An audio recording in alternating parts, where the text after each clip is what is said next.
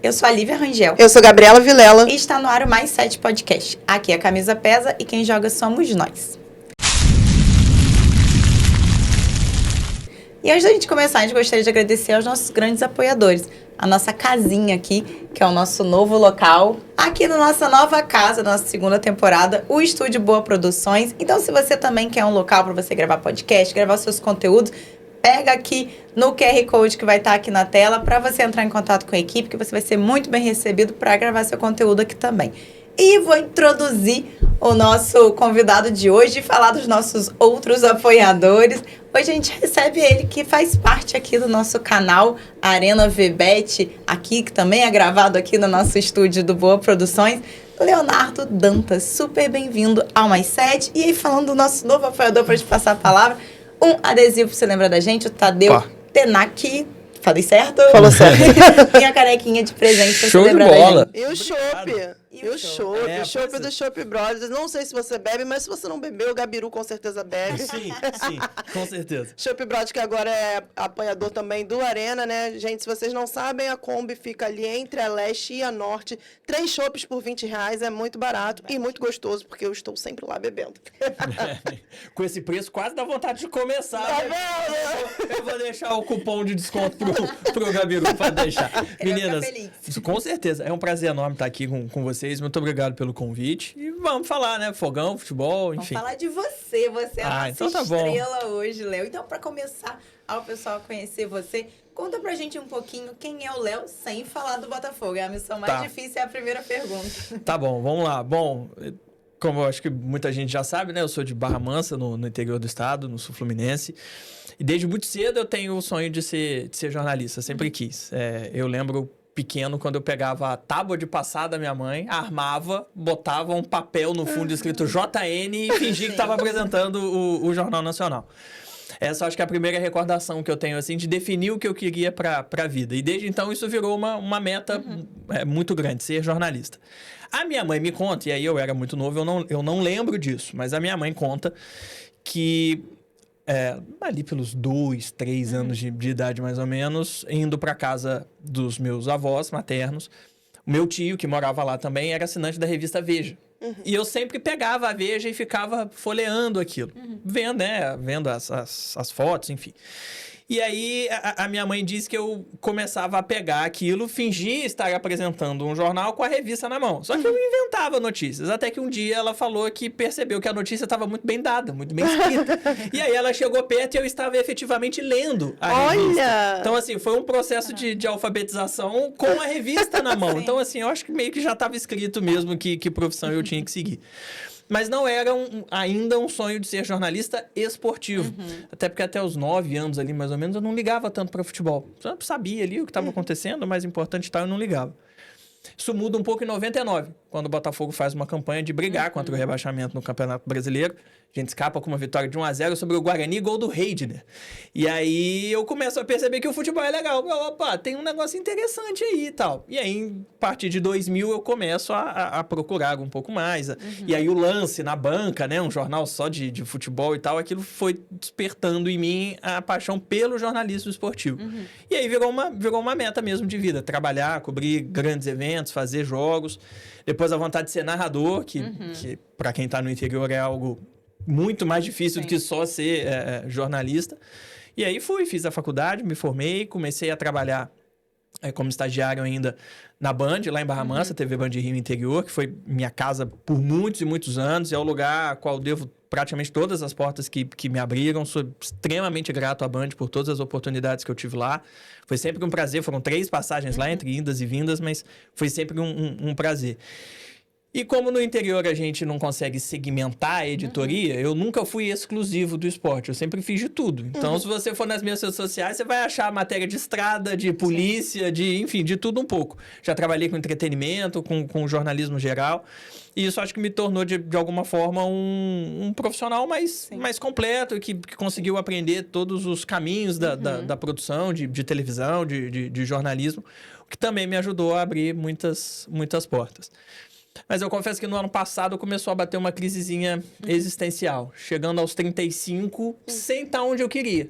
E eu comecei a achar, poxa, será que eu não vou conseguir? Porque eu sempre tive o sonho de vir para o Rio, mas não pelo Rio em si. Mas pelas portas que a capital pode proporcionar, pelo campo de trabalho, que é muito melhor. E aí veio a oportunidade do Arena, então essa porta acabou abrindo na melhor hora possível e eu estou muito feliz de estar aqui. É a realização de um sonho profissional, de estar no estádio, viver essa rotina, esse dia a dia de transmissão. Que lindo, a gente fica muito feliz porque você está feliz e porque a gente pode compartilhar desse seu trabalho que é incrível. Obrigado. E além de ser um profissional incrível, o Léo Dantas é um ser humano incrível, uma pessoa fora de série. Então a gente está muito feliz de estar aqui te entrevistando e poder mostrar esse seu outro lado para a galera também. Legal, obrigado. E aí, Por trás das câmeras. exato. E aí, falando sobre o Botafogo, você foi escolhida ali em 99 ou já é uma coisa de antes, assim? Não, eu já era botafoguense porque eu sou de família de pai e de mãe botafoguense. Ah, que legal. Então, é Botafogo dos dois lados. Eu brinco que eu não tinha nem opção. Não que eu quisesse ter outra opção. Sim. Eu sou muito feliz como botafoguense. Mas nem se eu quisesse ter outra opção, eu não ia ter para onde escapar. O meu avô paterno é botafoguense, isso passou pro meu pai.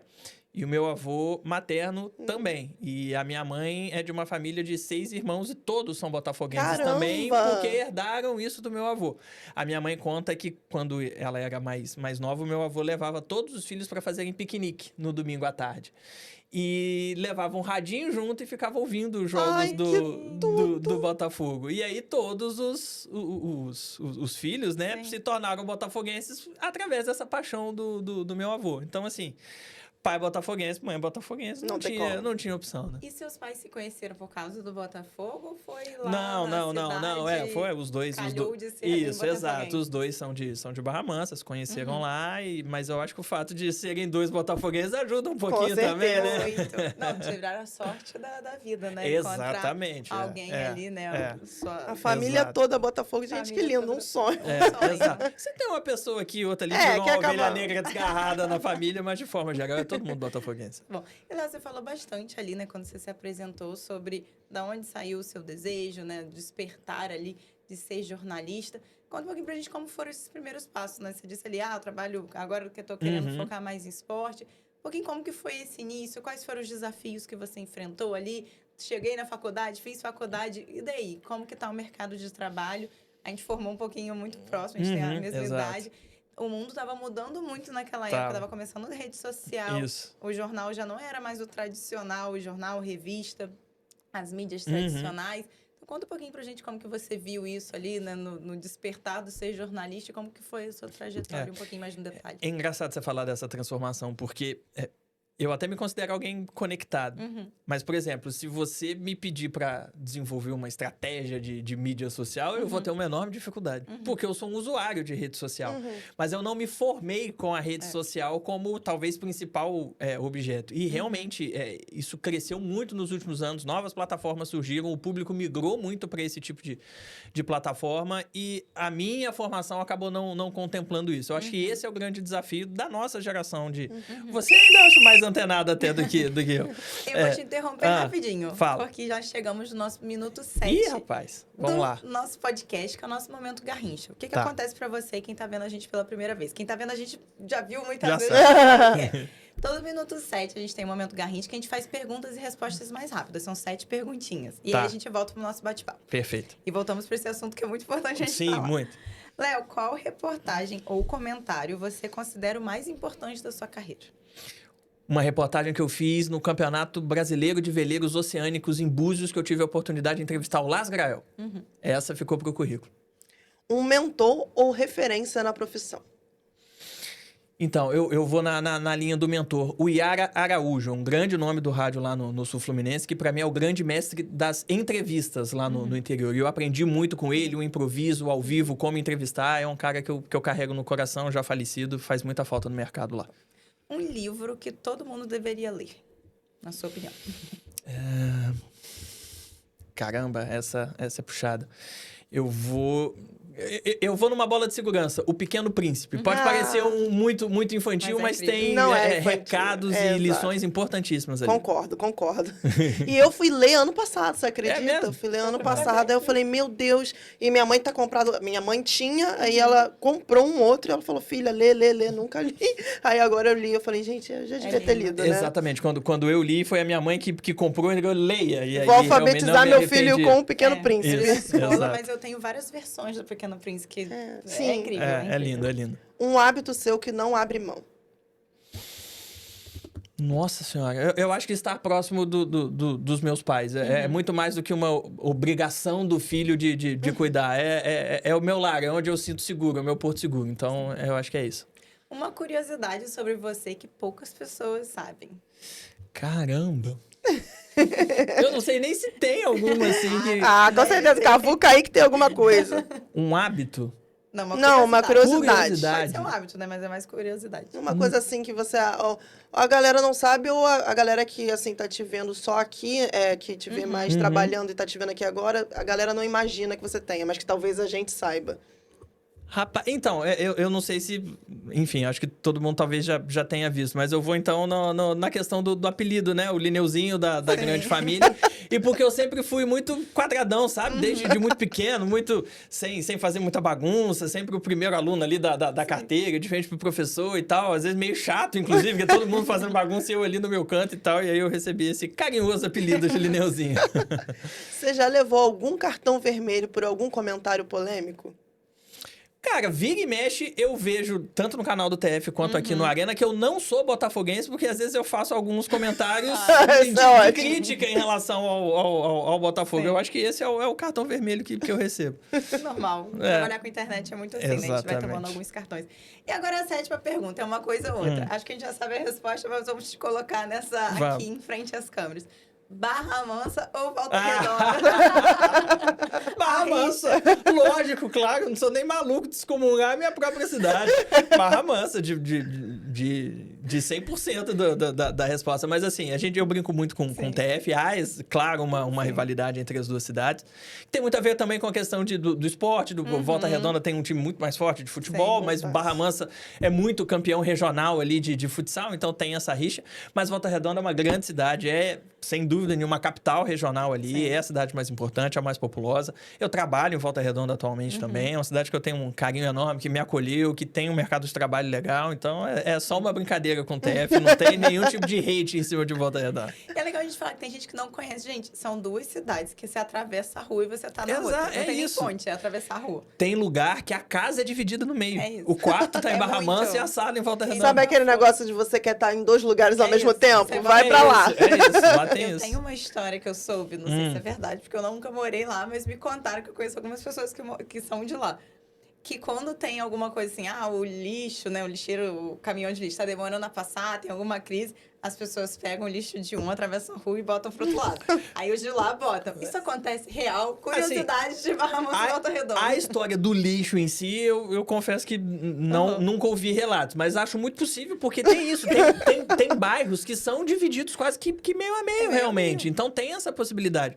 Você tem muitos bairros de Barra Mansa que a água é atendida pelo SAI de Volta Redonda, porque é muito mais fácil você puxar o encanamento de Volta Redonda, porque tá mais perto da central de lá, e vice-versa em alguns trechos também. As cidades são muito conurbadas, são muito próximas, são muito coladas realmente. E em poucos minutos você já mudou de cidade e nem percebeu, porque a ambiência é a mesma. Então, realmente, esse tipo de coisa acontece mesmo. É muito pertinho, é muito colado. E você sobreviveu ao momento Garrincha. Agora a gente vai voltar ao nosso bate-papo, como a gente estava contando ali. A gente estava falando sobre a faculdade, sobre essa questão de novas mídias. Isso. Então, porque eu acho que nós, acho que de forma geral, né? Pegamos o fim de uma era que ainda não era tão dependente e tão ligada às mídias sociais. Então, isso ainda não era uma matéria de estudo tão grande na faculdade. Só que a gente entra no mercado de trabalho já com ela subindo e assumindo um protagonismo muito grande. Então, eu acho que eu ainda tenho essa dificuldade um pouco de entender como funciona esse mundo de mídias sociais. A gente faz um vídeo aqui, ali e tal. Faz uma dancinha aqui ali, que eu boto o Léo pra dançar. Mas aí a culpa é sua, exatamente, a culpa é sua. Mas de forma... Tem a IA fazendo você dançar. Nossa senhora, aquele vídeo da IA, meu Senhor Jesus, que vergonha ali daquilo. Mas... Pra quem não viu, Veja nas redes sociais. Não, do não, Arena. E deixa tem eu falar, gente não, achando não. que é o Léo Dantas pelo amor dançando. de Deus, aí não. Eu não tenho aquele remeleixo todo. Até gostaria de ter, mas não tenho aquele remeleixo todo. Eu sou mais cintura dura.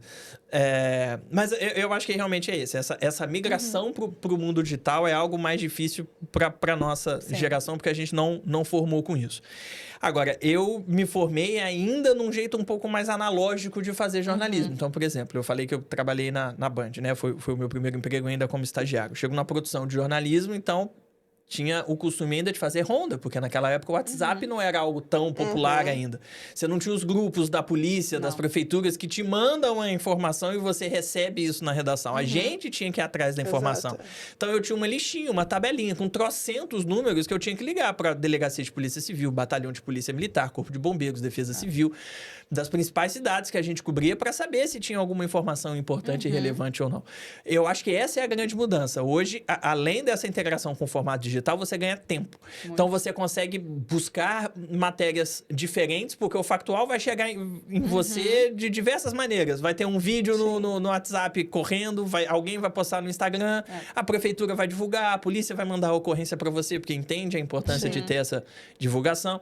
Então, hoje, o jeito de fazer jornalismo, no esporte, no entretenimento, no geral, de qualquer forma, mudou. E aí, nessa de fazer ronda, tem uma história legal. Eu lembro que eu tava de plantão um domingo, lá na Band, em Barra Mansa. Abri os sites, né? Porque a gente também abre todos os sites para ver o que tá acontecendo, para ver se algum outro veículo deu alguma coisa que a gente não pegou. E aí eu vi em um veículo concorrente uma informação de é triste falar isso, mas enfim, de 2 homicídios em Angra, numa época que Angra estava muito complicada, as UPPs foram instaladas aqui no Rio, e aí boa parte das facções levaram os seus criminosos para Angra para fugir dessa polícia um pouco mais próxima da UPP. E aí Angra passou por momentos muito complicados, então era uma cidade que a gente ficava sempre muito de olho por causa disso. E aí eu vi que tinham tido 2 homicídios numa comunidade lá em Angra. E tava tendo dificuldade e tal, e liga para um, liga para outro, aí consegui falar com alguém dentro da delegacia. Teve sim, foi só isso que a pessoa me falou, teve sim. E antes todo mundo negando. E eu falando, gente, eu vi em outro veículo. Não é possível, esse outro veículo inventou essa notícia? Sim. Teve. Não teve. Todo mundo negando. Até que eu consegui falar com alguém. Teve sim. Aí eu fiz assim, que bom. Óbvio que eu estava comemorando o fato da pessoa estar disponível a conversar comigo. Mas ficou parecendo que eu estava comemorando o fato de ter 2 homicídios, né? Aí eu, obviamente, tentei correr, né? Não, que bom que morreram 2 pessoas. Que bom que você vai me passar as informações e tal. Então, de vez em quando, a gente cai numas ciladas dessa também, porque a gente sabe da dificuldade de conseguir informação. Então, quando consegue, a gente comemora. É que o jornalista, ele comemora ter informação e ter a notícia. Exato. A gente não comemora o que está acontecendo. Claro. E são tragédias. E na faculdade, a gente via muito isso, né? Os professores, eles colocavam vídeos de enchentes, de tragédias, para a gente ir acostumando com aquele cenário para tirar informações daquilo dali. É isso. E é triste, porque a gente chorava na sala, porque era tragédia com animal, ficava tendo que olhar. Mas os professores falavam, vocês têm que encarar os fatos, porque vocês vão estar lá cobrindo situações trágicas. E vocês vão ter que passar a informação para a pessoa sem até o sentimento. E óbvio que tem muito ali, uma linha muito tênue, que é uma coisa muito... Quando é muito drástico, você passa uma pessoa, mas você tem que estar firme ali passando uma informação. Então, a gente é treinado, é um treino na faculdade, a gente fica treinando para passar a informação. E a gente acaba se tornando um profissional frio, às vezes. Isso não significa que a gente não se emocione, que a gente não fique triste, chateado. Exato, mas no ar, é claro que em algumas situações muito drásticas, acontece, flui. Né, exatamente. Mas no dia a dia, a gente precisa estar um pouco mais firme. E aí, eu lembro que em 2024, houve um deslizamento de terra muito grave depois de uma tempestade em Barra do Piraí, que também fica ali na região. O TF, inclusive, morou em Barra do Piraí um período. E morreu uma família, pai, mãe e o filho pequeno.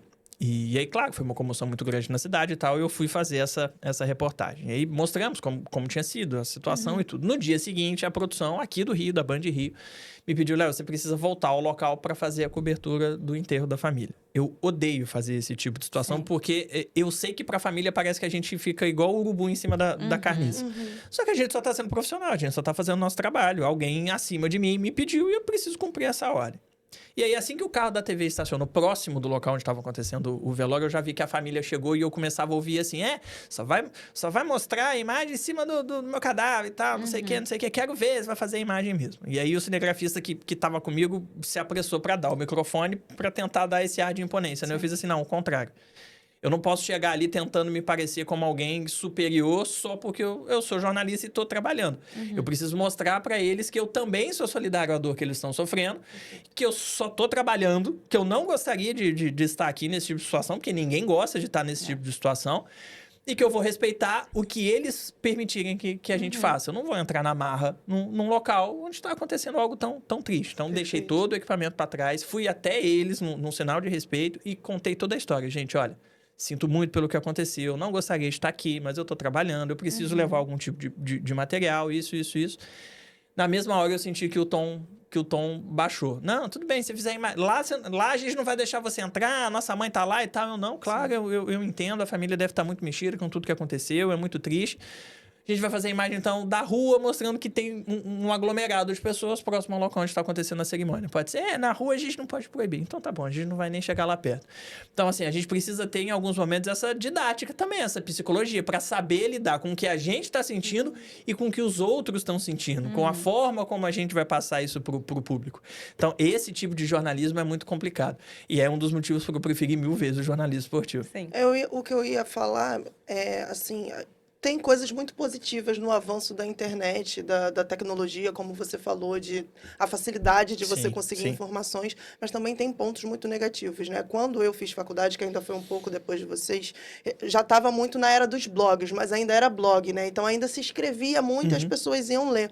Hoje em dia, as pessoas têm muita dificuldade de ler, até mesmo na internet, né? Migrou da revista, do jornal, para o blog, e agora do blog tá migrando para o vídeo, né? E às vezes para foto, e para os vídeos que eram longos do YouTube, já são vídeos menores. E até o Diabo Veste Prada aborda bastante isso, eu vi ontem, então tá fresco na minha cabeça.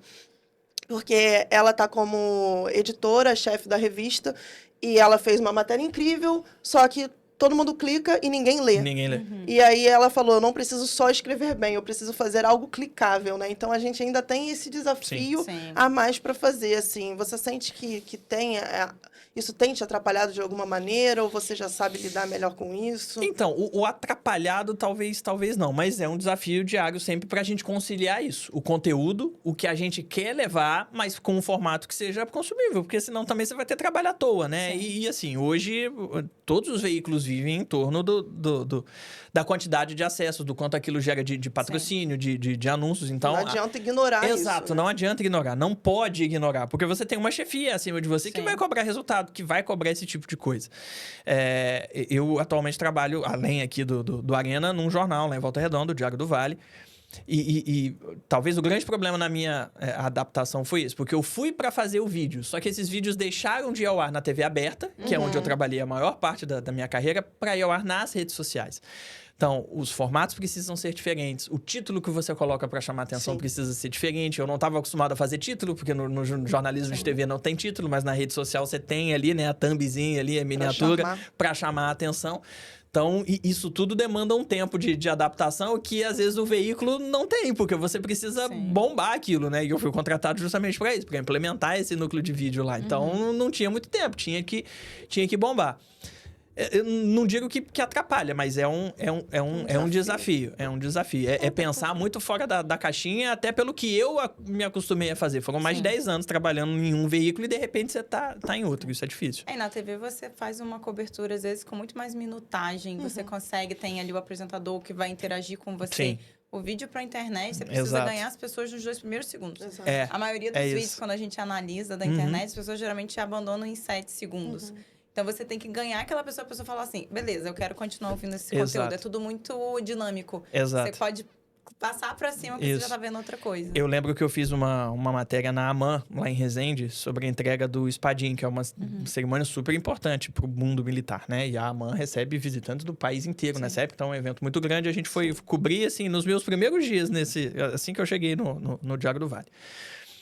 E aí eu fiz a matéria em formato de stand-up. Pra quem não tá acostumado com a nomenclatura, o stand-up é aquele que a gente fica em vídeo praticamente o tempo todo e entram só algumas imagens ou algumas entrevistas no meio pra intercalar. E eu fiz a matéria naquele estilo, porque como é uma cerimônia muito longa, ia chegar muito tarde, ia ser mais fácil de editar e entregar rápido, para o material não ficar velho. Então, pensei desse jeito. Então, a primeira imagem do vídeo era eu aparecendo, dizendo, aconteceu nesse sábado, em Resende, etc, etc, etc. A matéria foi pro ar no dia seguinte, que é um grande amigo, então foi falado tudo numa boa, mas o chefe do audiovisual chegou para mim e falou, Léo, esse formato para rede social não funciona. No Instagram, se a primeira imagem for o repórter falando, não vai render. A primeira imagem tem que ser sempre a mais importante do vídeo. Na TV super funcionaria, porque as pessoas estão ali sentadas assistindo aquele programa, aquele jornal, mas na rede social é só ela fazer assim com o dedo que ela trocou o vídeo. Então, é realmente. E aí, eu acho que essa questão dos 7 segundos de retenção que você falou, a gente cai numa questão que é sociológica também. O quanto essa questão da rede social, dos vídeos curtos, mudaram a forma de consumo de tudo. E acelerar áudio, acelerar vídeo. Exato. Você tem hoje uma geração mais nova que tem preguiça, se não receber tudo mastigado em uma frase, não vai ler o texto. Se ler, vai ter enormes dificuldades de interpretação de texto, que acho que é um dos grandes males do século, sobretudo aqui no Brasil, porque aí a gente vai entrar numa questão de educação talvez não muito boa, assim, talvez não, né? Não muito boa. Uma geração que quer tudo muito rápido, a tempo e a hora, que não aceita não, porque se ela quiser pular o intervalo na plataforma de streaming, ela pode. Se ela quiser mudar de vídeo na rede social, na hora ela pode. E aí, no dia a dia, ela não pode tudo. A tempo e a hora. E aí, você criou uma geração que se acostumou com uma coisa na rede, mas que não se sustenta na vida real. Então, eu acho que foi um avanço muito rápido, que nós, como sociedade, não estávamos prontos para esse avanço tão rápido da tecnologia. E aí é um problema. Cultural, né? Você pega um país... Exato. E o Brasil é um dos países que mais utiliza redes sociais e, né, Instagrams da vida no mundo. Inclusive, países que tem muito mais quantitativo de pessoas que o nosso bomba as redes sociais. Exato. E virou-se uma cultura de redes sociais e de falta de informação e de acreditar em tudo que As vê. pessoas não leem mais, elas têm preguiça de ler. Tudo elas jogam no chat de GPT. Resume isso pra mim, faz isso pra mim. Não pensam mais, já Exato. jogam isso. Mas acaba sendo uma estratégia também de não produzir pessoas pensantes, assim. Acaba sendo... criativas. Exato. O que é muito triste, né? Porque, assim, eu acho que ninguém é obrigado... Pra mim, o hábito da leitura foi me ensinado desde cedo, porque eu sou filha de mãe professora. Eu também. Então, assim, nasci lendo já praticamente. Assim que eu me alfabetizei, já comecei a ler. E eu acho que, assim, perder o hábito da leitura é perder produção de pensamento, gente. Sim, exato. É o que a Lívia falou. Você começa a reproduzir o que você está vendo e você não tem nem certeza daquilo. Você só está reproduzindo. Então, assim... A gente vê muito na rede social muita coisa igual, porque aí você sabe que é chat GPT, que é IA criando, que não é a pessoa que está ali por trás disso. E muitas vezes, até a chefia, a pessoa que está acima de você, prefere esses conteúdos mais genéricos, mais iguais, porque agrada a população que está lendo. Exato, porque você reduz a necessidade de interpretação de quem está lendo, então a chance da pessoa consumir e continuar consumindo os seus conteúdos é maior. E isso é muito triste para a sociedade, de forma geral, para a educação e para o jornalismo. Exato. Porque a gente já vive um momento muito grande de descrédito. Então, talvez essa questão da IA tenha possibilitado agilizar a produção de conteúdo, reduzir custo, reduzir o número de jornalistas contratados, e aí a gente vai incorrer na questão da perda também da obrigatoriedade do diploma, que eu acho que complicou demais a nossa atuação, permitiu uma mudança de paradigma muito grande. Para que a gente perdesse espaço, com a inteligência artificial a gente acaba perdendo mais espaço ainda, e aí você cria conteúdos nem sempre corretos, nem sempre apurados, e aí quem acreditava deixa de acreditar no jornalismo porque tá usando... Então, assim, vira uma bola de neve muito grande que eu acho que coloca em risco o nosso setor também. E, assim, o jornalismo é fundamental, gente. Tem uma questão de ética que nós aprendemos na faculdade. Gente, são 4 anos de faculdade. Não é um cursinho de 2, 3 meses, 1 ano. São 4 anos que você dedica da sua vida estudando formas de se comunicar. O que é a ética do jornalista? Que não é... E aí entra no que a gente está falando de AI, rede social, que qualquer pessoa pode pegar uma câmera hoje e fazer um conteúdo e falar que é um comunicador. E beleza, é um comunicador. Mas aí vai ter dos grandes canais, né, das pessoas, o quanto que as pessoas também vão buscar canais que tenham profissionais realmente éticos e jornalistas para estarem né, tendo ali a informação correta. Infelizmente, a rede social abriu um leque gigantesco para qualquer um perigoso. falar. E não só de jornalismo, né? O Qualquer que tem de profissão. de gente na internet, influência na internet falando que é nutricionista, que é médico, que é isso e aquilo, É, você vai ver, não é nada disso. Exatamente. E as pessoas acreditam, porque às vezes a pessoa fala com... Eu acho que a própria pessoa acredita que é, né? Acredita tanto no que ela está reproduzindo ali. É extremamente complicado. Esse período de influenciadores também que falam de coisas que não são da sua alçada, exatamente, que não tem especialização, que não tem formação para falar, acho extremamente perigoso, porque você Tinha que ter uma regulamentação, tem né? que ter, tem que... E aí, quando a gente fala de regulamentação da mídia no Brasil, ela é fundamental, a gente tem vários exemplos que corroboram com isso, só que as pessoas têm uma ideia torta, achando que vai numa linha ditatorial de permitir o que você pode falar, o que você não pode. Gente, não é. É só não permitir que pessoas que não tenham especialidade no assunto X falem sobre o assunto X. Porque, vamos lá, uma pessoa que não é formada em medicina pode fazer uma operação? Não. Exato. Eu acho que esse é o grande exemplo. Então, uma pessoa que não tem especialidade em comunicação, ela não pode ser tratada como jornalista. Ela precisa ter um guarda-chuva de regras ali para que ela esteja abrigada sobre. Uma influenciadora que não se formou em nutrição, ela pode dar uma dica de dieta? Não, porque né, ela pode no máximo falar o que ela está usando de dieta para ela. Mas quem vai prescrever a dieta para a pessoa é o nutricionista ou o nutrólogo. Então, assim, a gente precisa regulamentar isso. E aí, essa regulamentação acho que não é só para o campo de atuação também.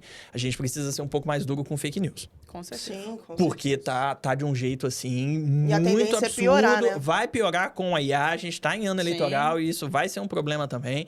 Então eu acho que a gente precisa estar um pouco mais atento e forte a isso. E quando eu falo isso aqui, gente, é zero tom ideológico. Sim. Porque os dois lados erram, os dois lados puxam a sardinha pro seu lado.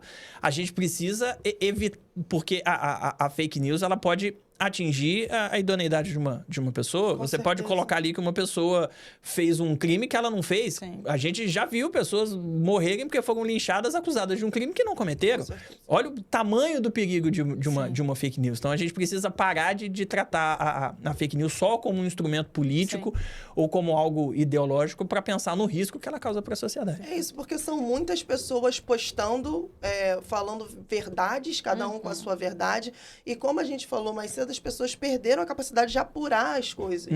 Então, assim, você recebe uma coisa, você acredita naquilo, você nem vai catar onde é a fonte, quem falou, confirmou. Isso vai virando uma bola de neve, assim, uma dimensão que é isso, catastrófico mesmo. E tem uma coisa de replicar informação hoje na rede social. O que mais tem, aí vamos olhar para o mundo do Botafogo. Páginas de influenciadores, né, de criadores de conteúdo, que um posta, o outro pega, bota outra imagem e reposta. Sim, e não dá crédito. E não acredita. E aí, aquilo dali vira Muda uma bola duas de neve, palavras. tem 10 páginas postando a mesma coisa. E vira, gente, coisas de segundos, estão todas postando a mesma coisa. Ninguém apurou, ninguém verificou. Ninguém falou assim, segundo o jornalista X. Sai repostando. Isso é gente, cuidado com o que a gente... É irresponsável. Com o que a gente cuidado a pessoa com o que tá tudo por um clique. Vamos ter cuidado tudo por um clique.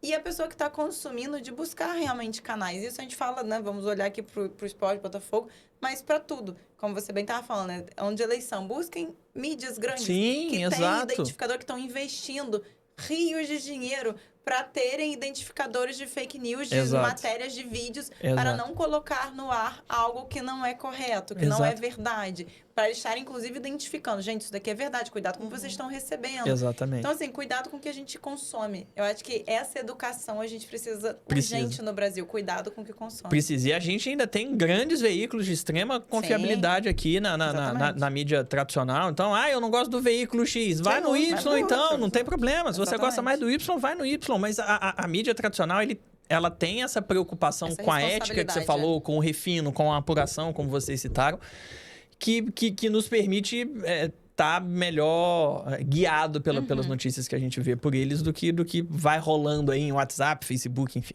Acho que o jornalismo cai num lugar de que a gente tem como país também, isso acontece em outras culturas, mas no Brasil, principalmente, de descredibilizar a profissão, Sim. sabe? E colocar o jornalismo como uma coisa, é só informação. Tipo, não é só informação, é informação. Exato. Informação é tudo. É tudo. Então, se você É dá isso. uma informação distorcida, uma informação falsa, isso pode causar muitas consequências de diversas Sim. maneiras, assim.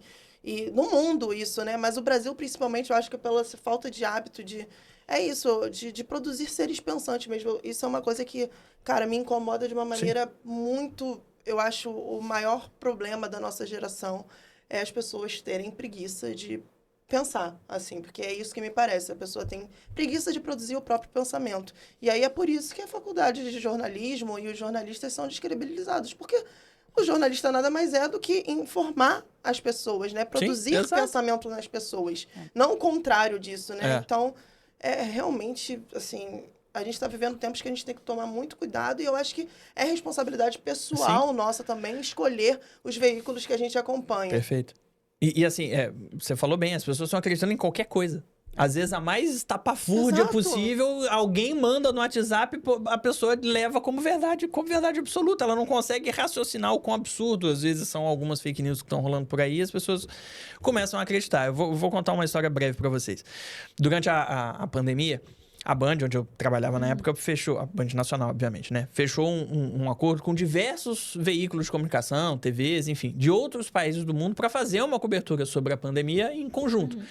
E aí, dentro desse grupo, tinha, por exemplo, a Deutsche Welle, que é a principal TV alemã. E tinha uma chinesa, que se não me engano é a CCTV, que também é o principal veículo lá da China. E aí isso foi divulgado, né? Olha, a Band fechou uma parceria com os veículos e tal, vai ter conteúdo do Brasil produzido pela Band sendo veiculado nessas TVs, e essas TVs vão mandar imagens, informações desses outros países para exibição aqui. Falou em China, obviamente. A gente já sabe o que aconteceu no meio da pandemia, né? E tal. Aí um parente entrou em contato comigo perguntando. E aí, antes disso, começou a rolar nas redes sociais de que a Band estava sendo vendida para a China. Gente. Para o partido chinês, enfim, não sei o quê. Exatamente. Como que foi distorcendo a informação? E isso num contexto em que a Band fez, em alguns momentos, editoriais críticos à questão de como o Brasil passava pela pandemia. E aí, claro, já veio a questão da ideologia, de criticar político A e B, associou a China, enfim. E aí um parente veio falar comigo, perguntando se era verdade ou não. Isso não é verdade. Obviamente, a Band não está sendo vendida para nenhum grupo, muito menos pro governo chinês. Aí expliquei o que aconteceu. Foi uma parceria com um grupo de veículos de comunicação, incluindo uma TV de lá, mas não tem mudança societária, nada disso. Gente, eu trabalhava na Band. E a resposta da pessoa foi assim: não sei, eu vi no WhatsApp. Meu amigo, não sei, eu estou lá dentro, eu estou te dizendo que não houve a venda da Band para um grupo chinês. Então, assim, ela estava falando com um funcionário da emissora, eu sabia o que eu estava falando. E a resposta foi, não sei. Ela preferiu acreditar no que ela viu no WhatsApp. Não, mas isso acontece muito. As pessoas querem acreditar no que elas querem Exato. E não na informação. Elas querem justificar a retórica delas, o discurso delas. A gente fez um episódio incrível com a Thalita, né? Que ela explicou sobre a lesão de LCA e a pesquisa que ela estava fazendo, o estudo, etc, etc. Postamos um corte ao cara. Não é isso, é isso. Eu falei, olha, você pode achar o que você quiser, mas esse é um estudo que uma especialista fez sobre o assunto. Perfeito. Então, isso que ela está falando é verdade comprovado com dados. Assim, você discordar é uma coisa da sua cabeça, mas não venha dizer prove não dados para refutar, né? Exato, exatamente. Tipo, fonte vozes da minha cabeça. Fonte Comic Sans. Exatamente. Que não é nem Arial. Acontece com frequência. Muito. E, Léo, você contou, né, algumas entrevistas, algumas reportagens, alguns trabalhos que você fez. Teve algumas marcantes, assim, que você fala assim, beleza, esse daqui foi uma grande virada de chave que te deu visibilidade, que você tem mais orgulho para falar assim, fiz, apurei e dei uma informação ali que você sentou no final do dia e falou assim, beleza, fiz um trabalho lindo. Tem. Eu acho que eu consigo citar 3, assim, que são muito, muito especiais para mim. A primeira foi a primeira vez que eu entrei ao vivo com a Band Rio. né? Porque a minha Band era de Barra Mansa, voltada para a cobertura do interior. Mas teve um dia que o estacionamento de um hospital em Resende foi invadido por um carro com 4 pessoas que abriram fogo contra um, supostamente, bandido que estava internado no hospital. E aí uma pessoa morreu e tal. Foi um caos na cidade no dia. E aí quando você tem um carro com 4 pessoas armadas invadindo um hospital e mata alguém, isso é uma notícia, muito notícia, né? Topo da pirâmide. Então, assim que a Band Rio soube disso, me pediu pra correr e entrar ao vivo. Eu nunca tinha entrado ao vivo com eles. Eu só fazia matéria gravada que eles conseguem, né? Corrigir o texto, se precisar e tal.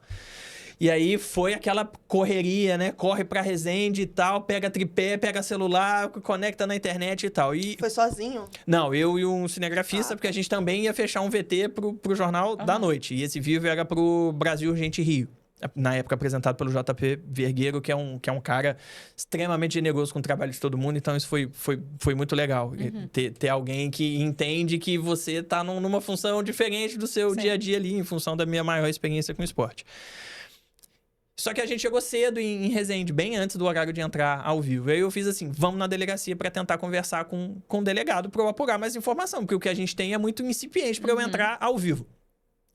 Eu cheguei, falei com a moça da delegacia, ele não tá, ele saiu, tá em diligência e tal. Eu, como é que eu vou apurar isso? Tem alguém que pode me passar? Não, só o delegado pode passar a informação desse caso. Então... Tá bem, né? Vou tentar falar com ele pelo celular mesmo. Eu virei de costas pra sair da delegacia, eu dei de cara com o delegado. Aí ele me levou pra sala dele e me contou, assim, detalhes do crime que ele tinha acabado de apurar na diligência da qual ele tava retornando. E aí eu entrei ao vivo com muito material fresquinho, com muita coisa atualizada.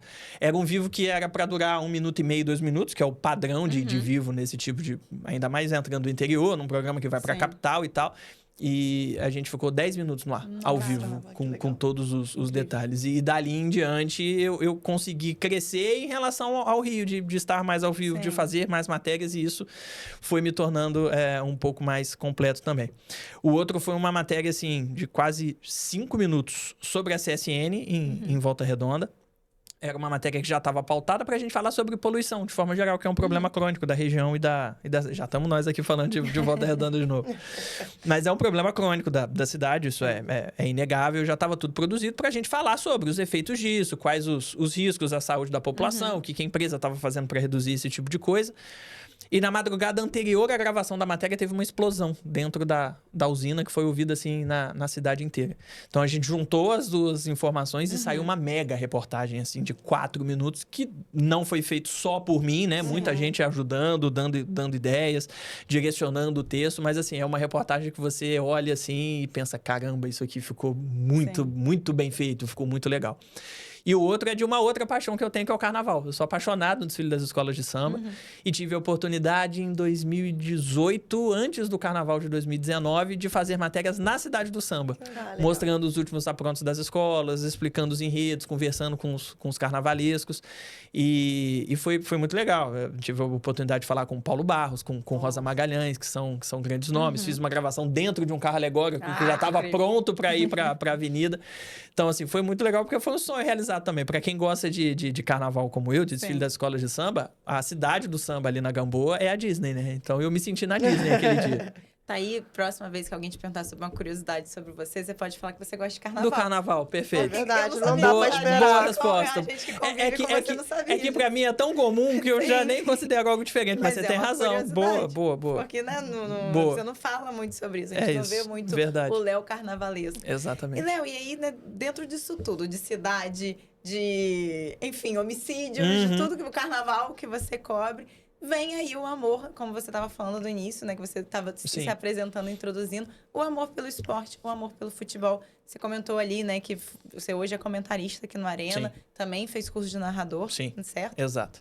Da onde veio assim? Tá, beleza. Vou começar a focar nisso daqui. Qual foi seu primeiro trabalho com o esporte? Conta um pouquinho pra gente. Então, acho que acabou sendo muito natural a partir do momento que eu comecei a acompanhar futebol. Porque eu achei que aquilo era legal e aí eu comecei a consumir mais o Lance. Então, eu acho que o Lance, né, na época que ele ainda era um jornal impresso na banca, né? Jovenzinhos, existia jornal impresso nas bancas, tá? A gente ficava com os dedinhos todos manchados. Ainda existe, na verdade, né? Mas era muito mais comum e popular anticamente o consumo Hoje dessa em dia, mal ferramenta. existe banca, né? É verdade. Exatamente.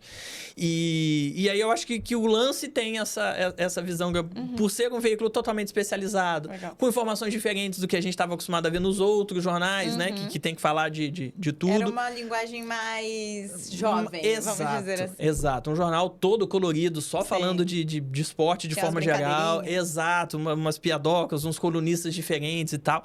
Então, aquilo me mostrou que existia um jornalismo para falar de futebol, para falar de esporte. Então, como eu tava começando a gostar de futebol ali, eu fiz assim, opa, se eu já gosto de jornalismo, se eu já quero ser jornalista e tem gente que fala só disso, acho que isso aí é uma legal para mim.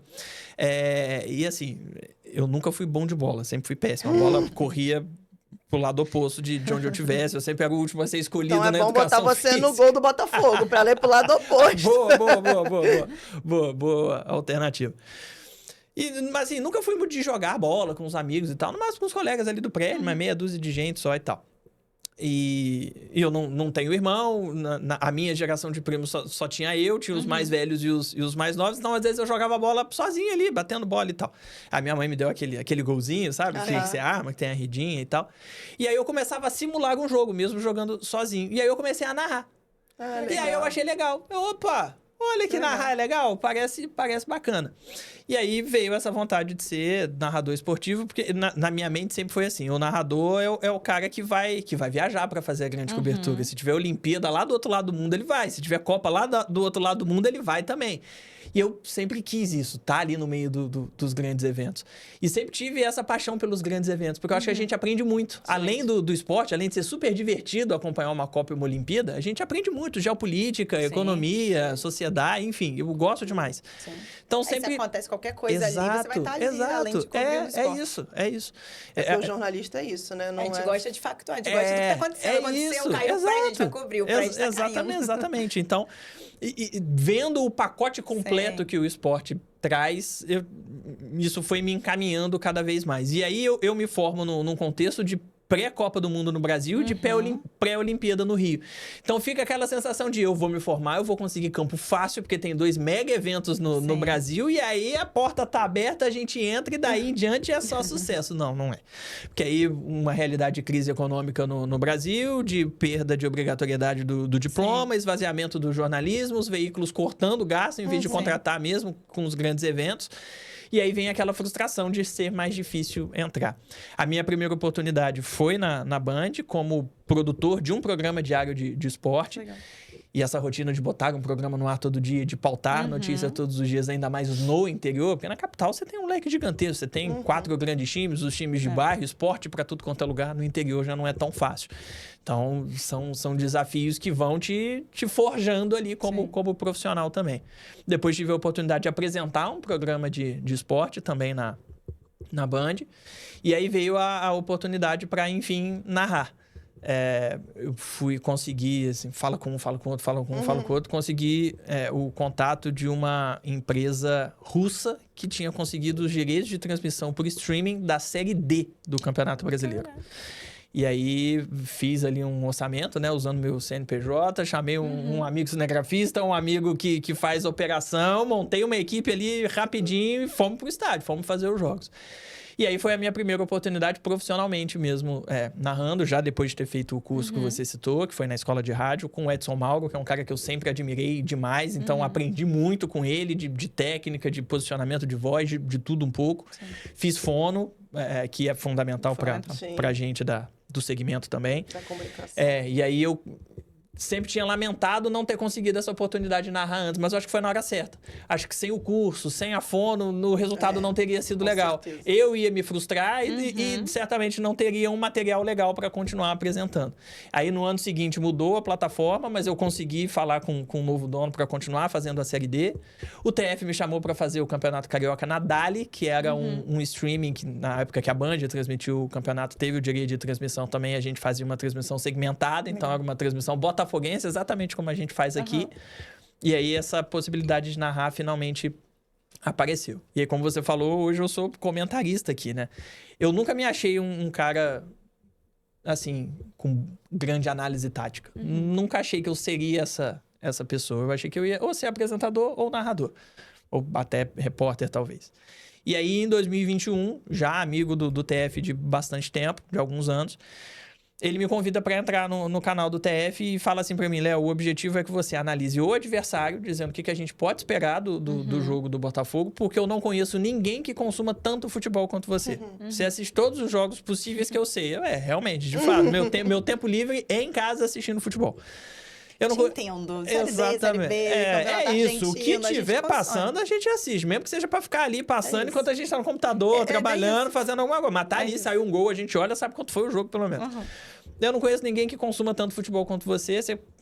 Claro, beleza, vamos nessa. E aí, no começo, foi difícil. Porque aí eu não tava acostumado a fazer essa análise tática. E aí e aí você vai criando métodos, né, para ser esse analista, perceber os padrões, ver o que se repete quando você pega os melhores momentos, quando você assiste os jogos, ver a ocupação de espaço, perceber a movimentação às vezes de um jogador que não tá com a bola, porque o mais óbvio é você focar na bola, né? O público comum vai focar na bola, mas você precisa ver movimentação, quem ocupa espaço, quem troca de posição, rodízio e tal. E aí eu fui criando esses mecanismos para poder ir evoluindo sempre e levar pro canal do TF uma boa análise. E aí, na hora que vem a ideia de fazer o Arena, ele me convida para ser o comentarista. Caramba, fazer um vídeo é uma coisa, mas uma transmissão 90 minutos no ar é outra, será? Aí ele, pô, Léo, óbvio que sim, faço questão que seja você, vambora. Então vambora. Não, você vai acompanhar os jogos, a gente vai pro estádio sempre, então vamos lá. É a oportunidade da minha vida, sem dúvida nenhuma. É o mais perto do que eu sempre sonhei. Então, vamos lá, tô dentro, super top. E acho que tá rendendo um trabalho legal. Você disse que tá realizando um sonho, né? Que é perto do que você sempre sonhou, mas você tem ainda algum outro sonho que você gostaria muito de realizar? Esses grandes eventos. Sem dúvida. Narrar esses grandes eventos. Uma Olimpíada, uma Copa. Eu sei que é o ápice do ápice, né? Que não vai acontecer de uma hora para outra. Tem todo um caminho para ser trilhado. Sim. Mas hoje eu sinto que eu comecei a trilhar esse caminho. Antes eu tinha essa sensação de que estava muito distante, que eu não tinha nem começado esse caminho. Hoje eu sinto que esse pontapé já começou. E aí isso dá mais confiança também pra gente seguir fazendo. E como você se prepara, Léo? Vamos lá. Amanhã tem jogo do Botafogo. Amanhã não. Essa semana vai ter um jogo importante do Botafogo, Chapecoense, pra Copa do Brasil. Sim. Como você se prepara assim? Beleza, você vai estar ali, né? Você tem aqui no Arena, você faz um pré-jogo, então você traz ali informações. Sim. Mas como geralmente você se prepara para estar ali levando informações tanto do Botafogo, que é um canal do Botafogo, mas também do adversário, que você precisa ter ali na manga informações. Sim. Quando o narrador passa para o comentarista, você precisa ter informação, precisa ter uma pitada histórica que você gosta muito. Como que é essa preparação? Essa preparação toda eu aprendi com o Edson Mauro, no curso de narração. Por isso que eu digo que eu talvez não estivesse tão pronto para fazer uma transmissão, independente da função, narrador ou comentarista, se eu não tivesse passado por esse curso que dá uma base muito legal para a gente fazer. Eu sento ali para ver os melhores momentos, compactos. Jogos inteiros eu acho que não vale a pena porque são muito longos e aí você reduz a amostra. Então eu vou sempre nos melhores momentos do adversário. E aí eu assisto assim 4, 5 para perceber os padrões, que foi o que eu falei aqui anteriormente. O que se repete? O que esse time apresenta em todos os vídeos que eu assisti? Porque você pega geralmente dúvida. Você pega geralmente os últimos jogos ou jogos Os últimos. Eu vou sempre do mais recente pra trás. Porque se você pega muito lá de trás, às vezes o time já mudou de técnico, já tá jogando de outro jeito. Um jogador machucou e mudou a tática do time, enfim. Então eu vou pegando sempre os mais recentes. E aí eu consigo destrinchar ali o que é padrão, o que repete sempre. Então aquilo ali é o básico que o time faz sempre. E aí eu anoto. Se tiver alguma coisa que conforme eu vou caminhando pros jogos mais antigos deixa de acontecer, ou eu tiro ou eu tento entender o que mudou. Mudou o técnico, mudou um jogador, mudou o esquema tático. E aí a gente, se for o caso, você volta no vídeo anterior. Pô, peraí, aqui era a linha de 3, aqui era a linha de 4. Foi isso que mudou. O Beltrano não tava em campo. E aí eu construo ali o meu roteirinho, que é o que eu uso no vídeo do TF, mas trago aqui pro Arena também, de como joga o time X. Aí, em cima disso, eu vou atrás das estatísticas. Abro aqueles sites todos ali de estatística para tentar pegar alguns na tentativa de corroborar alguma ideia que eu tenho na mente em cima do que eu assisti. Se bater, eu sei. Tipo assim, eu assisto 5 vídeos da Chapecoense. Vejo vários lances de cruzamento na área. Opa, Chapecoense é um time que cruza muito. Aí eu vou lá na estatística. Aí percebo que ele é o 5º que mais cruza no Campeonato Brasileiro. Então, ok, corroborou. Não eram só lances pontuais. De fato, é um time que cruza muito. E aí bota aquela estatística ali também. Porque esses números também ajudam a gente a exemplificar pro público o que a gente está querendo dizer. Corroborar, mostrar para as pessoas que estão assistindo por que eu estou destacando aquele ponto. Por que eu disse que a Chapecoense cruza muito? Porque ela é a quinta que mais cruza no campeonato. Então, esses números, esses dados, eles enriquecem. E usar números e dados é algo que eu faço na minha carreira em qualquer segmento, no esporte ou não. Eu acho que eles enriquecem muito qualquer tipo de conteúdo porque não jornalístico. Vira uma interpretação sua. É isso. Eu analisei, mas eu tenho um dado aqui para isso, comprovar o que eu tô falando. Exato, Não é um achismo. Ou é a cor dele, essa pessoa cruza bem. Fonte voz da minha cabeça. Essa pessoa cruza bem. Exato. Porque ela é a terceira pessoa que cruza, o jogador que cruza melhor no Campeonato Brasileiro. Ano passado ele ganhou como melhor, enfim. E tem um outro ponto para além disso, né, que hoje em dia é muito fácil você pegar e ir lá na estatística, no site de dados e falar, o dado aqui, que o Botafogo ganhou tanto, fez tanto, atacou mais, mas às vezes o dado por si só é vazio. Exato. Às vezes não, o dado por si só é vazio. Ele tem que ter o contexto do que está acontecendo ali, ele tem que ser interpretado. Perfeito. Então é muito importante isso, assim, para quem tem o desejo de ser comentarista, trabalhar com futebol, vocês precisam fazer essa pesquisa antes para entender o adversário.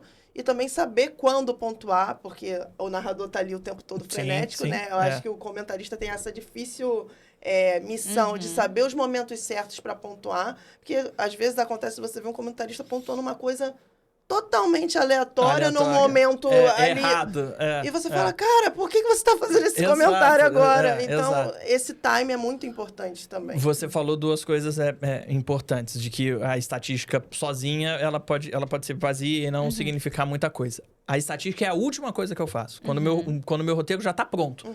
Porque aí eu só vou pontuar e ver se realmente aquilo que eu escrevi tá casando. E aí, se casar, eu coloco ali aquela porcentagem para exemplificar. Eu não começo por ela, porque isso pode condicionar a minha visão do jogo. Eu vou procurar aquilo que eu já vi do número e vou acabar descartando as outras coisas em busca da confirmação do que eu já li. Então, o número é a última coisa que eu faço. Essa dica é perfeita, a gente anota no caderno. É a última coisa. Aí, depois eu vou pra pitadinha histórica, para tentar procurar alguma coisa muito diferente, ou sobre o adversário, ou sobre a cidade, ou sobre o estádio e tal. E aí eu sempre gostei muito de história, de geografia, justamente por ter uma mãe professora, né? Então sempre tive muitos livros, mapas e tal. Então isso sempre me despertou esse gosto, eram minhas disciplinas favoritas na escola. E quando eu acompanho uma transmissão de esporte, uma cobertura esportiva, eu gosto desse tipo de coisa. Então, eu acho que eu posso passar exatamente para enriquecer, para levar mais coisa para as pessoas mesmo, para dar mais dinâmica e para ocupar mais espaço, porque a gente tem um pré-jogo enorme aqui no Arena já Bebé. Passamos por isso. Eu vou ser gentil, ele foi meu primeiro pré-jogo. Eu estreando meu pré-jogo aqui. Atrasou, que choveu muito. Verdade, o jogo do Vasco. Verdade. A gente ficou mais 1h30 no ar. É verdade. E se você não estuda, se você não se prepara, gente, TV, transmissão, independente do canal, qual que vai ser, você precisa preencher espaço. O silêncio não comunica. Então a gente precisa comunicar. É isso. Então estudem, se preparem antes de entrar, porque qualquer imprevisto pode acontecer e você precisa ter cartas na manga pra falar. E assim, você pode ficar 1h30 embromando? Pode. Mas e aí? Mas que qualidade o público você tá vai querer assistir você em Exatamente. Quando você tem né? conteúdo, você consegue preencher esse tempo. E você falou uma outra coisa interessante aí na sua fala anterior. Assistir futebol é fundamental. Porque mesmo a gente sendo uma mídia segmentada, que está focado para falar do Botafogo, eu preciso saber o outro time também. Exatamente. Então, assistir futebol, gostar de futebol e não só do Botafogo é fundamental para isso também. Sim. Então, é mais uma coisa que eu me obrigo também a acompanhar. Não que eu não goste, mas acompanhar o máximo possível de jogos. Ler o máximo possível de análise e reportagens sobre outros times para a gente entender. Exatamente. Para ver diferentes pontos de vista, diferentes formas dos comunicadores, dos jornalistas, dos comentaristas e dos analistas. Né? Porque tem ex-jogadores que se transformaram em comentaristas. E é interessante quando você vê um ex-jogador analisando e alguém que veio da comunicação. Sim, são estilos diferentes. E é maravilhoso. E é interessantíssimo. Se complementam, são pontos né? de vista. Exato. Porque ele é especialista, ele já jogou. Porque tem muita gente que é contra, né? Eu já falo, tem espaço para os dois. Eu também acho. Você não precisa escolher um ou outro. É só a partir do momento você comunicar que ele é um jogador ali naquela função. Ele não é um jornalista, a não ser que ele venha fazer. Ele pode especialista. Exato. E eu acho muito porque ele tem a vivência que a gente aqui do lado de fora, a gente não pode ter. alguém, o TF, goleiro, tem a vivência de goleiro, mas que a maioria de nós não tem, né? Isso, exato. Eu tive uma oportunidade de fazer um podcast ao lado do TF, e agradeço demais a ele por essa oportunidade. Aliás, se me permitam, eu sempre preciso fazer esse registro. Se eu tenho essas portas abertas todas hoje, claro, corri muito atrás, mas o TF é um cara que eu vou ser eternamente grato, porque ele foi catapultando, assim, catalisando que essas portas se abrissem um pouco mais rápido. Então fica aqui o meu abraço ao nosso careca querido, que hoje é nosso chefe também, né? É verdade. Pois é, também, exatamente. Né? É um cara extremamente generoso a quem eu devo muito. E ele me deu uma oportunidade que eu nunca vou esquecer na vida, que é fazer um podcast com o Kleber Machado, que é o meu grande ídolo na narração, um cara que pra mim é o melhor do segmento. E ele falou isso, que o ex-jogador e o jornalista comentarista se complementam tanto que pra ele é o melhor modelo de transmissão. E eu vou um pouco nessa linha. Quando você tem visões diferentes, você traz pluralidade para a transmissão, para os programas, enfim, seja o que for. E aí você falou do comentarista ter que saber pontuar e tal. Muita gente fala que eu e o Gabiru parece que a gente trabalha junto há muito tempo, porque a dupla, a gente tem uma sintonia muito boa. Eu acho que o fato de eu narrar ajuda nisso, porque eu tenho aquela compreensão do tempo, da respiração, do time, se eu preciso falar. Também. Exato. Então, exato, ele sabe a hora de me chamar, sabe a hora que eu tô querendo falar. Então, eu acho que isso ajuda muito também. Muito bom. E ao vivo acontece tudo, né? A gente sabe, o ao vivo é totalmente diferente do gravar. Gravado a gente dá um errinho aqui e grava de novo rapidinho. É isso. Conta alguma história pra gente que você falou assim, tá, Eita. pode ter sido uma lição aprendida, engraçada, conta histórias pra gente do ao vivo, porque o ao vivo sempre traz muitas histórias. Cara, eu brinco que TV ao vivo, ou seja, qual for o veículo ao vivo, é feito pra dar errado. Dá certo porque a gente é teimoso, porque tem tudo pra dar errado, desde a parte técnica até a gente ali na frente do vídeo. Eu tava cobrindo uma vez um evento em Búzios pela Band. E era um evento que contava com o apoio da emissora. Então, tinha uma base montada lá e tal, toda cheia de estrutura e tal. Primeira entrada ao vivo, eu fiz, vou fazer um negócio diferente, né? Búzios, evento cultural e tal. No ao vivo! Vou inventar. Aí, boa noite pra você, falamos ao vivo aqui de Búzios, evento tal, estamos fazendo a cobertura, não sei o quê. Uma linda noite de... Eu queria falar qual era a estação do ano, eu não lembrava em que estação do ano a gente estava. Aí eu fiquei... Uma noite que lembra um verão de boa. Aí eu fui tentando... Enfim, ficou uma catástrofe, ficou horrível. E aí, dali em diante, acabou o meu vivo, né? Porque eu perdi a confiança, perdi a concentração, perdi tudo. Aí, quando acaba, minha mãe manda uma mensagem. Já achei meio nervoso. Né? Você não viu a pi que eu fiz na entrada do vivo? Aí, na segunda vez, não inventa. Não. Faz o simples, faz o fácil. Aí é que você é o rei do trocadilho. Inclusive, você está aqui no nosso programa. Até agora, você ainda um trocadilho. Pois é verdade. Pô. O nome do seu episódio vai ser Trocadilhos. Ele não dá trocadilho. Até o final do programa, por favor, pensa num trocadilho aí pra você finalizar, tá? Pra fazer valer o nome que a gente pensou. Mas esse lance do ao vivo é muito real, assim, porque o ao vivo, eu acho que a mágica do ao vivo é o inesperado. E aí, é saber lidar com o inesperado, né? A gente, quando eu tô com o Brandino, a gente grava tanto ao vivo como falso vivo, né? Que é como se estivesse ao vivo, mas na verdade a gente tá gravando para ter a qualidade melhor, porque a internet no entorno do estádio não é muito boa. E assim... Eu sempre prefiro estar ao vivo. Por mais que dê aquele friozinho na barriga, mas assim, tudo pode acontecer. Pode vir... É claro, você pode fazer uma reportagem que vai ser uma catástrofe. Você vai falar, meu Deus, o que aconteceu aqui agora? Como você pode ter algo maravilhoso que, se fosse gravado, não ia acontecer? Exato. A minha primeira entrevista ao vivo aqui apareceu um cachorro. E assim, eu lembro foi maravilhoso. Né? O espontâneo, o vivo é diferente. Eu acho que o importante do jornalista é saber improvisar. Isso é muito importante. Perfeito. Eu tenho muito isso porque eu vim do teatro, né? Então, sei muito lidar com o improviso. E eu acho que a dica, assim, para quem vai fazer ao vivo aconteceu uma catástrofe, não ignore, não existe possibilidade de você ignorar, porque tá todo mundo vivo, e lide com ela, lide com humor, se for uma coisa séria, você lida com empatia, com compreensão, e não ignore o que tá acontecendo. Assim. Eu tenho dois bons exemplos sobre isso, do improviso, do quanto ele é importante. Um é o guarda-chuva no Botafogo Fluminense do Newton Santos, né? O jogo com muita chuva. E, gente, o guarda-chuva não foi só uma brincadeira. A gente tava tomando água no lombo de verdade na tribuna do Newton Tinha que Santos. proteger o Choveu equipamento, né? muito, tinha que proteger equipamento. Então eu saí catando roupa, o Gabiru, o técnico que tava com a gente pra cobrir tudo, mas a gente tava ficando Sim. ensopado. Eu abri o guarda-chuva. É óbvio, tá ali do meu lado, eu tô tomando chuva, vou fazer o quê? Abri o guarda-chuva. É isso. Viralizou, virou um vídeo super engraçado e tal, mas foi uma situação inédita que eu tive ao vivo também. E aí eu vou contar uma de bastidores pra vocês, o pessoal do Diago do Vale vai me perdoar. O primeiro trabalho que eu fiz lá foi a cobertura da apuração da eleição municipal de 2024, outubro de 2024. Eu já tinha feito outras coberturas eleitorais, mas na Band a gente tinha o slot local e o slot nacional. Então você ficava meia hora no ar falando das cidades da região, entregava para a rede, depois você voltava mais meia hora, então você tinha programas mais curtos para fazer. Esse não, era totalmente focado nas cidades da região e a gente ia fazer do início ao fim, do primeiro ao último voto apurado das cidades da região. Então a gente já estava programado para ficar 3 horas ao vivo no ar. Eu sabia que ia ser algo desgastante, grande.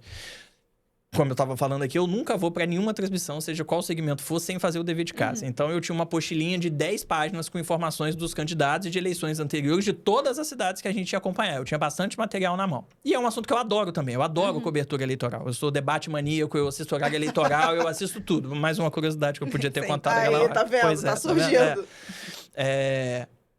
E fui amarradão pra fazer, porque eu adoro fazer cobertura eleitoral, sempre gostei.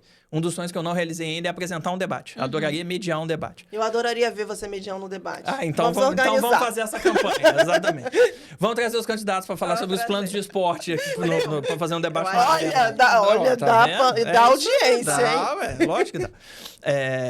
E aí, enfim, entramos no ar e tal. O combinado era: todas as matérias produzidas pelos colegas repórteres ao longo do dia iam entrar no começo, porque a gente ia entrar às 5, que é a hora do fechamento das urnas. Então, você não tem ainda apuração às 5 horas. Estão fechando as sessões, transmitindo para o tribunal, só então começam a pingar as primeiras porcentagens. Então, vamos descarregar essas matérias mostrando o dia de votação, mostrando como os candidatos votaram, e depois a gente entra nessa atualização da marcha da apuração. Beleza, tudo combinado, tudo certo. Tivemos um problema técnico lá na hora, que as matérias não rodaram.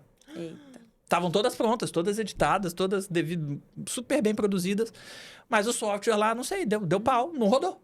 Não rodaram as matérias. E a gente já tinha combinado que eu não ia ter TP.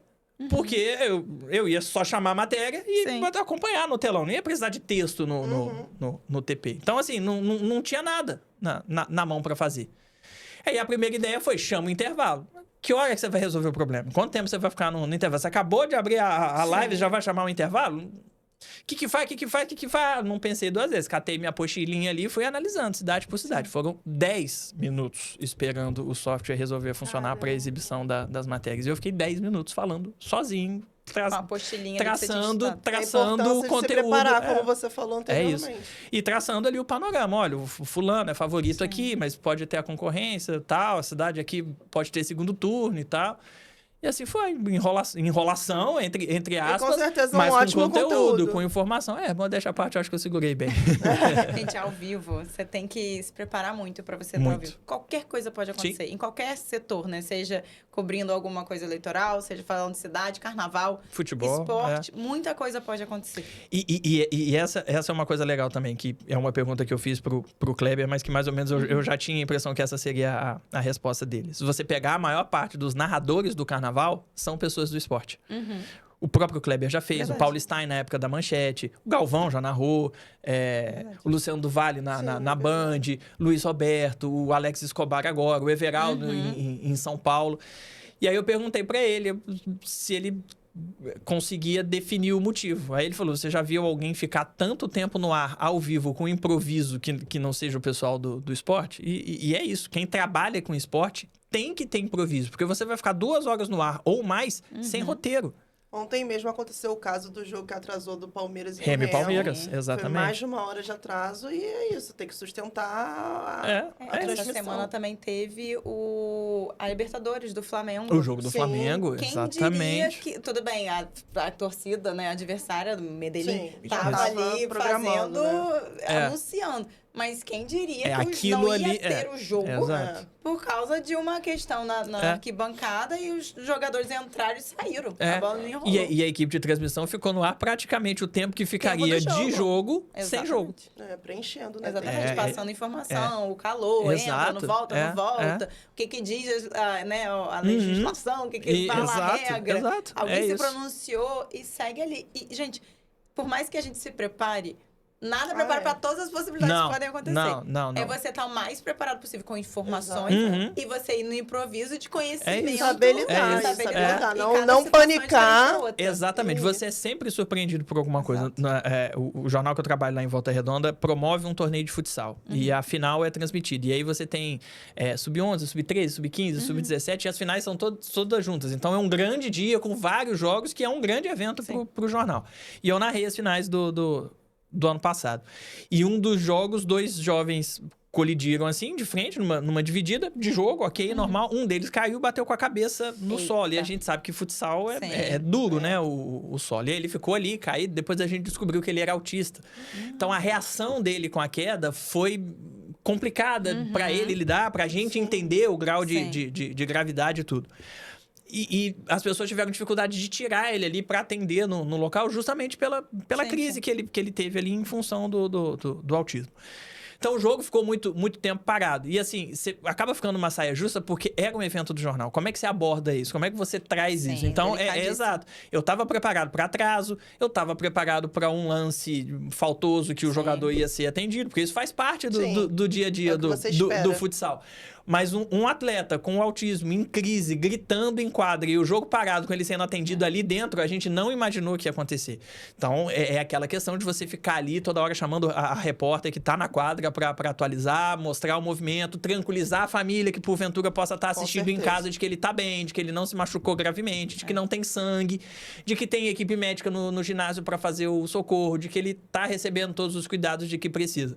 E aí foi muito legal que no fim do jogo, aí a gente foi atualizando, o jogo segue depois que ele é retirado pro atendimento, a gente recebe a informação de que ele estava bem, tudo direitinho e tal.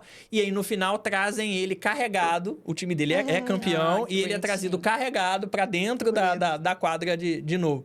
E aí é um momento que eu uso tudo que tinha acontecido com ele, né? Ele não pôde participar do jogo inteiro, mas os companheiros vão até ele para levar a taça, para levar a medalha, olha que imagem bonita, esse é o esporte, esse é o futsal e tal, não sei o quê. Então a gente transformou o limão numa limonada. Mas aí esse improviso você precisa estar muito ligado. Porque às vezes você perde o time também. Exatamente. E o comentarista, o narrador, tem muita importância de passar o sentimento que está acontecendo em campo. O que está acontecendo ali na quadra, no campo. Né? Ou na situação ali. Porque é isso, assim, às vezes acontece alguma coisa extra-campo que impacta o campo. Ou, infelizmente, algum jogador passa mal. É isso. Cai de uma forma errada. E o que você está passando? Você está passando preocupação. E aí começa, às vezes, já aconteceu recentemente, né? De jogadores ajoelharem, começarem a orar ali. Então, é um momento muito delicado, que tem família vendo lá de fora, tem pessoas que se impactam com aquela situação, tem torcedores que não estão no estádio, e o torcedor, às vezes, no estádio está ouvindo a transmissão. Exato. E tá querendo saber mais informação, porque dali, né? Quem tá no estádio tem menos informação do que quem tá pela TV. Ainda mais quem tá no Newton Santos. Tem informação nenhuma, que não dá pra enxergar nada. É muito distante. Então, tem essa responsabilidade muito grande de passar a emoção e a informação.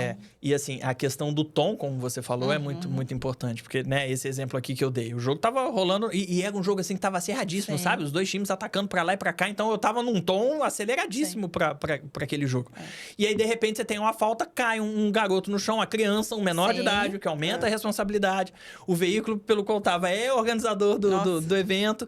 E aí, o garoto cai e começa a gritar, começa a chorar. E assusta todo mundo que tá ali na hora pela altura do grito. Só depois a gente foi entender que ele era autista e aí explicou o contexto geral.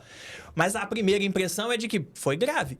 Só que quando tem a falta, eu levo meio que, tipo assim, trombada, bateu cabeça, assim, sabe? Bateu cabeça no sentido figurado. Ih, rapaz, os dois se chocaram ali e tal. Um segundo depois, o garoto tá lá, quase em posição fetal, gritando e chorando. Você tem que mudar o disco muito rápido. Porque não dá pra levar na galhofa muito tempo, não dá pra ficar brincando muito tempo. Você tem que transformar esse tom muito rápido. E eu entendo que pra quem é do esporte, que não tem esse costume da notícia ruim no dia a dia, talvez essa seja uma dificuldade muito grande. Então, é por isso que eu falei que o meu processo de formação profissional me ajudou a me transformar num profissional mais completo. Porque essa mudança de tom, pra mim, talvez seja fácil de fazer. Sim. Porque eu já tô acostumado com esse tom mais solene, mais sério, quando você precisa ter uma notícia mais ruim. Com uma notícia pior. Mas quando você tem uma notícia melhor, aí já dá pra você soltar um pouco mais fácil, fazer a narração de outro jeito. Esse tom realmente é difícil de achar. E você acha que o jornalismo esportivo é onde você se encontrou? Você...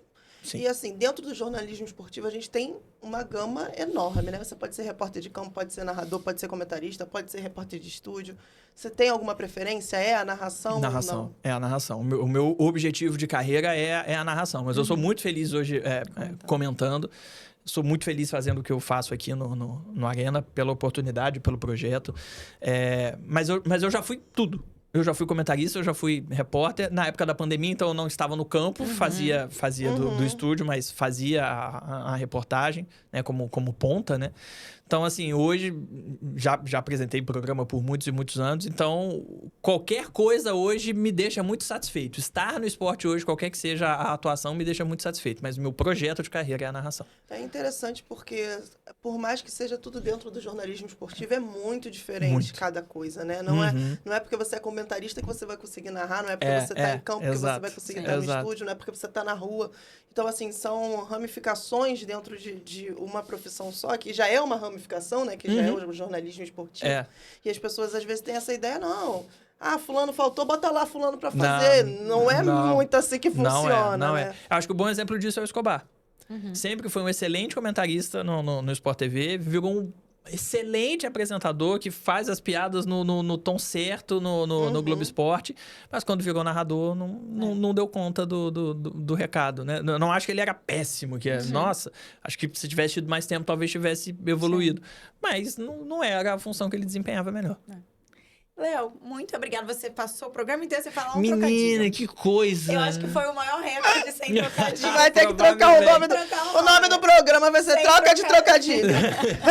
Eu fiz trocadilhos com... Pois é, que coisa, né? Eu solto um monte toda hora e... É que pra falar de você não fala de trocadilho. Pode ser isso pros outros, você fala. Ser. Foi um prazer te receber aqui. O prazer foi meu, muito meninas. Obrigada pelo papo. Que a gente se veja muito aqui no Arena. Que certamente. você tenha aí também, continue realizando seus sonhos. A gente te admira muito, né? Obrigado. Pelas duas, a gente te admira muito. É um prazer trabalhar com você. A gente aprende muito. Não sei se você tem dimensão disso. Mas todo o programa, todo o pré-jogo que eu faço com você, o seu jeito de estudar. Fez até que eu te perguntei, que assim, né? A gente se prepara também. Então é maravilhoso estar com um profissional como você. Que isso. Fico feliz. Nem tanto, mestre, nem tanto. Mas assim, obrigado pelo carinho, pelo reconhecimento do trabalho. Eu também aprendo muito com todas vocês. Vocês têm esse jeito mais de rede social, digamos assim, né? Que, como eu falei aqui, ainda é uma dificuldade. Vocês têm essa visão um pouco mais... te ajudando, te botando pra dançar. Isso, exatamente. Essa visão um pouco mais solta também do jornalismo, que o Lineuzinho aqui nem sempre tem. Vocês dois são excelentes profissionais, então saibam que eu admiro demais o que vocês entregam também. Cada uma tem um ponto positivo diferente, e equipe boa é assim, né? Cada um fazendo coisas diferentes. É um prazer enorme trabalhar com vocês aqui no Arena. Valeu demais pelo convite. Pra quem acompanhou também, valeu demais. E deixa um recado para os nossos ouvintes, sua família, que você falou, né, que te acompanha muito. Pra quem você quiser. É isso. Bom, pra minha família, beijo grande, especialmente minha mãe, meu pai, que são os fãs, a carteirinha 01 e 02, né? Então sempre... A minha mãe passou a assistir todos os jogos do Botafogo pra acompanhar as transmissões do Arena. Ela não assistiu o jogo, ela só disse... Quanto foi? Agora não, ela assiste o jogo pra acompanhar a transmissão do Arena. Eu nunca vi tanto futebol na minha vida, Exatamente. Aí quando eu chego em casa, não vou assistir mais não, eu fico muito nervosa. Aí no jogo seguinte tá ela lá de novo assistindo o jogo. Então, eu sei que são os incentivadores número 1 da carreira, da vida. Não estariam onde eu tô se não fossem eles. Então, fica um beijo aqui pra eles. E pro pessoal do Arena que acompanha, que dá audiência, obrigado também. Não só pela audiência, mas pelo carinho de todos com o trabalho. A galera que chega com a gente ali perto do estádio, no hotel, no shopping, pra dizer que acompanha, que gosta do trabalho. Esse reconhecimento do público é muito legal, porque é para eles que a gente faz o Arena, né? Então, verdade. saber que a gente tá chegando de forma tão positiva pra galera é muito legal. É isso. E você aí de casa, sigam o Mais 7 nas redes sociais, sigam o Léo Dantas, se inscrevam aqui no canal do Arena. E já que o Léo Dantas não botou trocadilho, eu quero que você escreva um bom trocadilho aqui nos comentários. E esse foi o nosso 15º episódio da nossa segunda temporada aqui na Casinha Nova, no Arena, do Mundo 7 Arquibancada. A gente se vê no próximo Mais 7 Podcast. Beijo!